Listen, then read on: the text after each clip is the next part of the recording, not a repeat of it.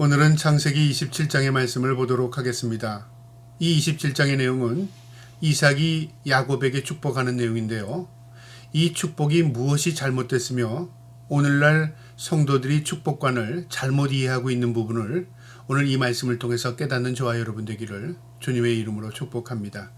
27장 1절에 이삭이 나이가 많아 눈이 어두워 잘 보지 못하더니 맏아들 에서를 불러 이르되 내가 아들아 하매 그가 이르되 내가 여기 있나이다 하니 이삭이 이르되 내가 이제 늙어 어느 날 죽을지 알지 못하니 그런즉 내가 기구 곧 화살통과 활을 가지고 들어가서 나를 위하여 사냥하여 내가 즐기는 별미를 만들어 내게로 가져와서 먹게 하여 내가 죽기 전에 내 마음껏 내게 축복하게 하라.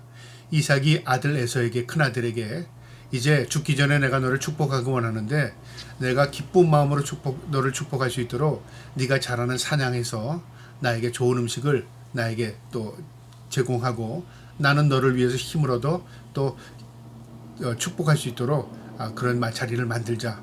이 이야기를 하는 겁니다. 그런데 이 이야기를 아내였던 리브가가 듣게 됩니다. 5절에요. 이삭이 그의 아들 에서에게 말할 때에 리브가가 들었더니 에서가 사냥하여 오려고 들로 나가매 리브가가 그의 아들 야곱에게 말하여 이르되 내 아버지가 내 형 에서에게 말하시는 것을 내가 들었으니 이르기를 나를 위하여 사냥하여 가져다가 별미를 만들어 내게 먹게 하여 죽기 전에 여호와 앞에서 내게 축복하라 하였으니 이 리브가는 작은 아들이었던 이 야곱을 사랑했고요.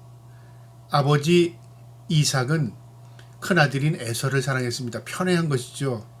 그래서 이 축복관이 무엇이 잘못됐는가를 우리가 보여주는데요. 부모는 자식에게 다 공평하게 축복합니다.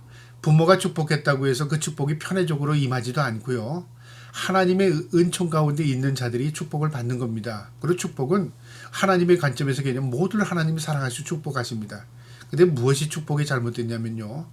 마치 내가 주면 그가 받고 내가 주지 않으면 받지 않는 것으로, 그러니까 인간이 어떤 물질관으로 잘못 이해하고 있는 것이죠. 그래서 이 이삭이 에서에게 축복하겠다 그러고 그 소식을 들은 리브가는 이 아버지의 축복을 이 야곱이 받기를 원한 겁니다. 그래서 엄마가 머리를 쓰는 겁니다. 7절에요. 나를 위하여 사냥하여 가져다가 별미를 만들라고 했으니 이제 내가 그 별미를 만들어 주겠다는 거죠. 8절에요. 그런즉 내 아들아 내 말을 따라 내가 내게 명한 대로 염소 떼가 가서 거기서 좋은 염소 새끼 2마리를 내게로 가져오면 내가 그것으로 내 아버지를 위하여 그가 즐기는 별미를 만들리니 내가 그것을 내 아버지에게 가져다가 드려서 그가 죽기 전에 내게 축복하기 위하여 잡수시게 하라. 야곱이 그 어머니 리브가에게 이르되 내 형 에서는 털이 많은 사람이요 나는 매끈매끈한 사람인즉 아버지께서 나를 만지실 때에 내가 아버지의 눈에 속이는 자로 보일지라 복은 고사하고 저주를 받을까 하나이다. 어머니가 뭐라고 말했냐면 야곱아 내가 좋은 음식을 만들어서 아버지의 마음을 즐겁게 할 테니까 네가 그때 형의 옷을 입고 들어가서 형처럼 네가 축복받아라. 그랬더니 이 야곱이 하는 얘기, 나와 형은 체질적으로 외모도 다르지만 피부도 달라요. 아버지가 알아보면 나는 축복은 고사하고 저주를 받을 수 있습니다. 아버지를 속이게 되는 거니까요. 여기서 이 축복이라는 하나의 그 축복이라는 것을 놓고요. 아버지를 속입니다. 아내가 속이고 자식이 속입니다. 그래서 축복을 받았다. 여러분 그게 말이 됩니까? 우리가 하나님을 어떻게 이런 식으로 이해할 때가 있어요. 하나님께 조르면 축복이 오고 또 내가 열심히 하면 내가 축복을 받고 여러분 축복이 그렇다면요. 서열로 이렇게 순서가 될 겁니다. 열심히 있는 사람, 똑똑한 사람 이런 사람은 축복을 받고 그 다음에 그렇지 않은 사람은 축복 못 받고 우리가 그런 식으로 인간적인 관점에서 이해하면 하나님에 대한 잘못 이해하는 겁니다. 전적인 하나님의 주권적인 섭리입니다. 그래서 이 야곱과 에서는 태어나기 전부터 발꿈치를 잡은 자라 큰 자가 작은 자를 섬기리라는 미리 예언의 말씀까지 주셨어요. 이건 하나님의 섭리라고 말이죠.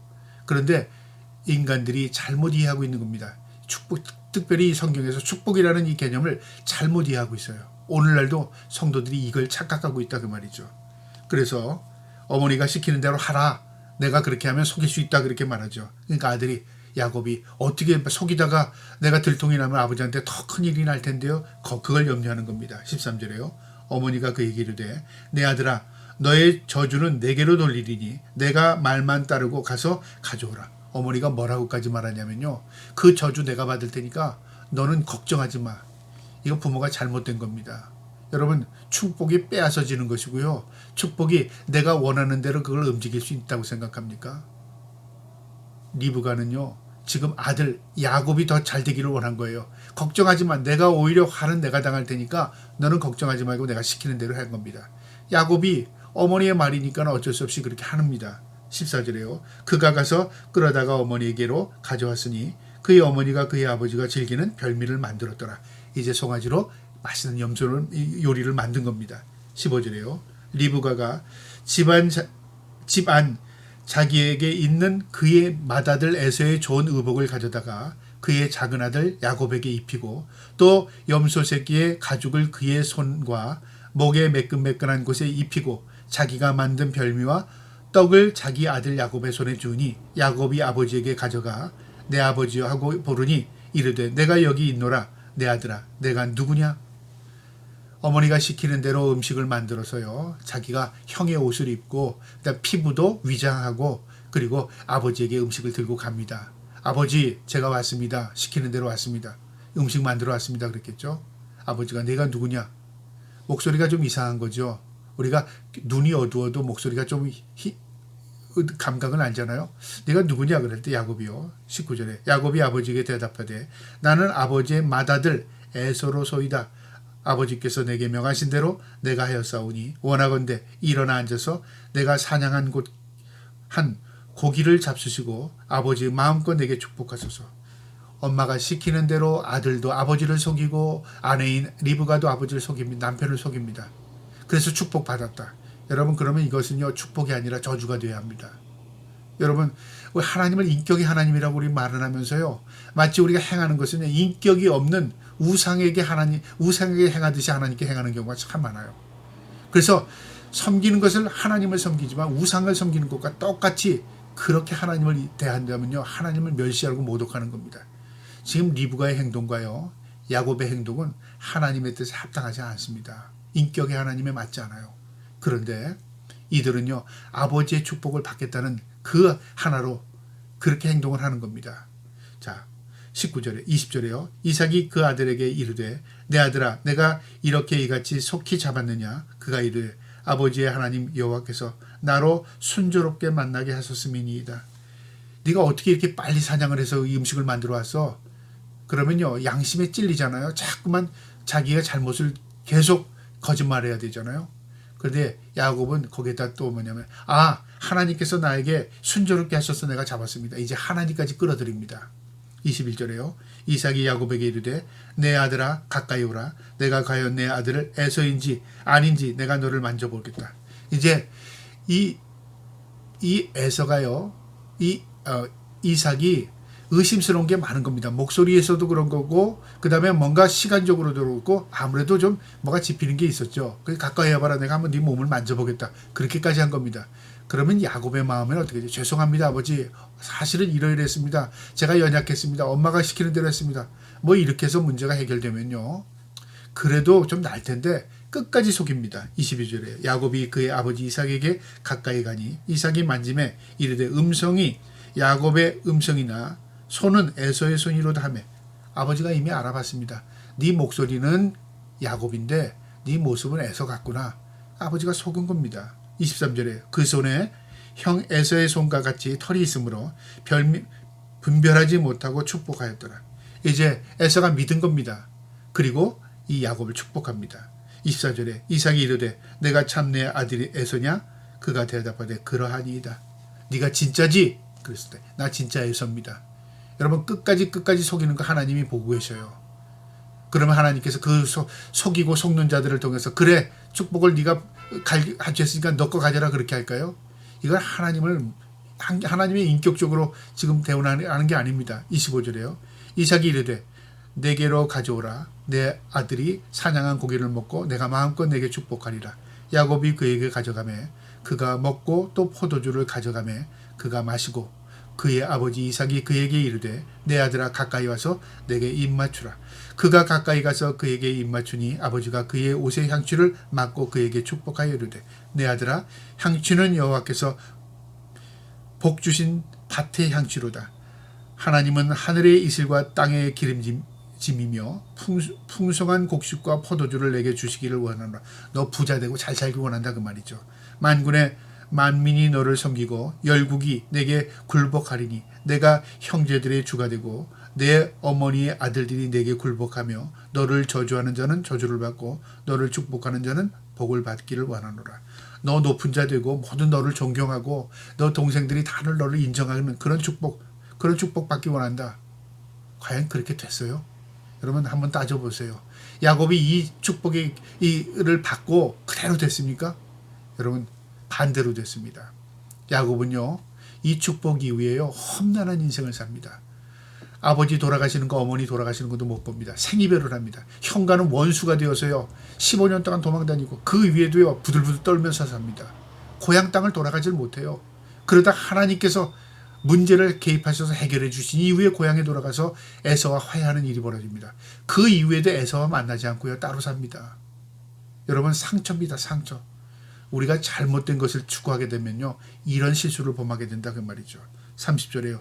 이삭이 야곱에게 축복하기를 마침에 야곱이 그의 아버지 이삭 앞에서 나가자 곧 그의 형 에서가 사냥하여 돌아온지라.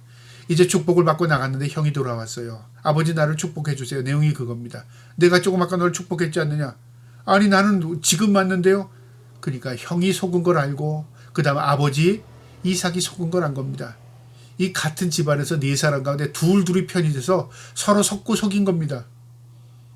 이러니 서로가 불신관계에서 같이 살 수 있겠습니까?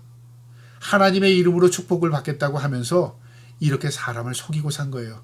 이게 오히려 축복이 저주가 되지 않겠습니까? 34절에 에서가 그의 아버지의 말을 듣고 소리내어 울며 아버지에게 이르되 내 아버지여 내게 축복하소서 내게도 그리하소서. 이삭이 이르되 내 아들아 아우가 와서 속여 내 복을 빼앗았노라. 에서가 이르되 그의 이름은 야곱이라 함이 합당하지 아니하니까 그가 나를 속임이 이것이 두 번째니이다. 전에는 나의 장자의 명분을 빼앗고 이제는 내 복을 빼앗았나이다. 또 이르되 아버지께서 나를 위하여 빌 복을 남기지 아니하셨나니까. 지난번에도 나를 팥죽으로 속이더니 이번에는 이제 또 아버지의 축복까지 나를 가로채고 속여. 아주 분노와 원수를 맺게 하는 거죠. 여러분 야곱은 이 성격 때문에요 오히려 이 성격 때문에 화를 입습니다. 이 성격 때문에 고난이 됩니다. 그리고 하나님께서 그를 꺾으신 이후에요 나중에 그가 하나님 앞에 무릎을 꿇고 하나님 앞에 자복할 때 그의 인격을 바꿔주십니다. 그래서 이스라엘로 바꿉니다. 야곱이 이스라엘이 됩니다. 여러분 우리도 야곱 같은 인생입니다. 남에게 빼앗고 남의 것 갖고 싶고 남보다 더 잘 되고 싶고 좋은 거라면 남의 걸 갖고 싶고 하는 게 인간의 욕심이잖아요. 그것이 화가 됩니다. 야곱이 우리에게 그걸 보여줍니다. 이 말씀을 이해를 잘 이해해야 합니다. 결국 형을 속인 거죠. 누가요? 야곱이. 아버지를 속이고 남편을 속인 거죠. 누가요? 아들 야곱과 리브가가. 속은 사람도 문제이지만요. 속인 사람이 더 문제입니다. 그런데 이게 축복이 이어졌어요? 그게 아닙니다. 축복은 하나님의 주권 안에 있는 겁니다. 그런데 하나님을 무시한 게 되지 않아요? 이게 잘못입니다. 38절에 에서가 아버지에게 이르되 내 아버지여 아버지가 빌 복이 이 하나뿐이니까 내 아버지여 내게 축복하소서 내게도 그리하소서 하고 소리 높여 우니 그 아버지 이삭이 그에 대답하되 이르되 내 주소는 땅의 기름짐에서 멀고 내리는 하늘 이슬에서 멀 것이며 너는 칼을 믿고 생활하겠고 내 아우를 섬길 것이며 내가 메인 벗을 때에는 그 멍에를 내 목에서 떨쳐버리려 하였더라. 이 말의 의미가 뭐냐면요. 마치 예언과 같은 말인데 너는 하나님의 축복을 너는 좀 무시하는 것 같아 그러죠. 그거죠. 내 능력이 있으니까 사냥 잘하고 남자로 보면 능력 있는 남자죠. 에서가 그 당시에는 사냥도 잘하고 그 다음에 뭐 남자다우니까요. 그러니까 그것에 대해서는 뭐 의지하는 하나님에 대한 의지함이 부족한 거죠. 야곱은 머리만 돌아갑니다. 그러니까 야곱의 입장에서는 덜 연약함을 깨달은 거죠. 이게 단점이고 장점일 수 있지만요. 믿음 안에선 단점이 장점이 될 수 있고 장점이 단점이 될 수 있습니다. 그거 우리가 이해합니다. 여러분, 내가 세상적으로 유능하다고 해서 결국 그게 내게 복이 되는 게 아니고요. 내가 세상적으로 무능하다고 해서 결코 그게 열등하게 되지 않습니다. 하나님의 손에 붙들릴 때 하나님께서 우리에게 은총이 임하는 것입니다. 여기서 그것을 다 잊어버렸어요. 41절에요. 그의 아버지가 야곱에게 축복하고 그 축복으로 말미암아 에서가 야곱을 미워하여 심중에 이르기를 아버지를 곡할 때가 가까웠은즉 내가 내 아우 야곱을 죽이리라 하였더니, 이제 아버지 노새에서 이제 죽을 날이 다가왔는데 아버지 돌아가시면 내가 이 아들을, 이 동생을 내가 죽이겠다. 복수의 칼을 가는 겁니다. 이 가정에서 어떻게 살겠습니까? 어머니도 알고 동생도 압니다. 42절에요. 맏아들 에서의 이 말이 리브가에게 들림에 이에 사람을 보내어 작은 아들 야곱을 불러 그에게 이르되 내 형 에서가 너를 죽여 그 한을 풀려하니 내 아들아 내 말을 따라 일어나 하란으로 가라. 내 오라비니 라반에게로 피하여 내 친정으로 가서 너 숨어 있어. 형이 지금 분노에 가득 찼어. 이 분노가 가라앉으면 내가 사람을 보내서 너를 다시 부를게.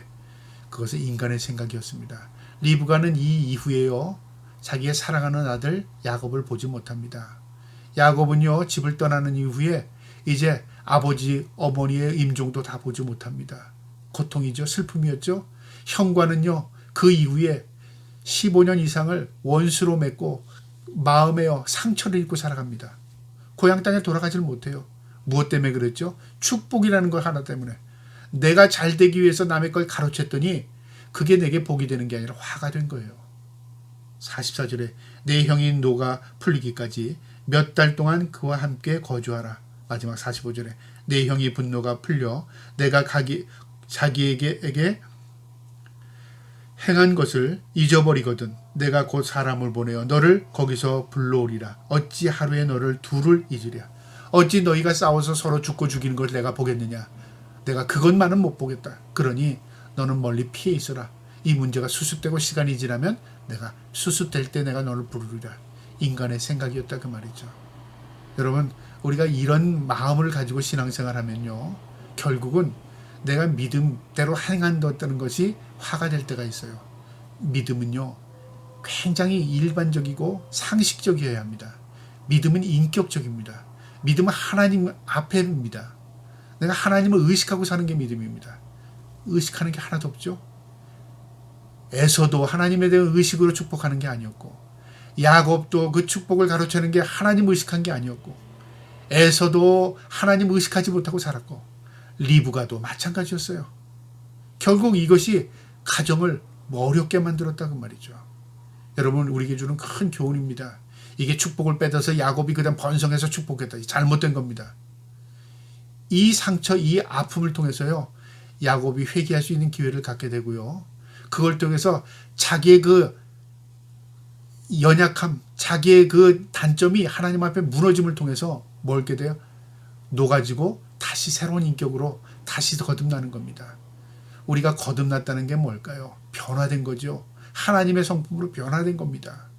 우리는 언제까지 변화되어야 되냐? 주님 만나는 그날까지 변화되는 삶을 살아야 합니다. 하나님 그걸 기뻐하십니다. 저와 여러분의 그 부족한 인격, 그 연약함, 그 악함이 하나님 앞에 다 녹아져서요, 우리가 하나님 앞에 선한 삶으로, 하나님이 기뻐하는 삶으로, 그리고 진정으로 하나님이 주고자 하는 그 복을 받은 자로 살아갈 수 있기를 주님의 이름으로 축복합니다. 아멘.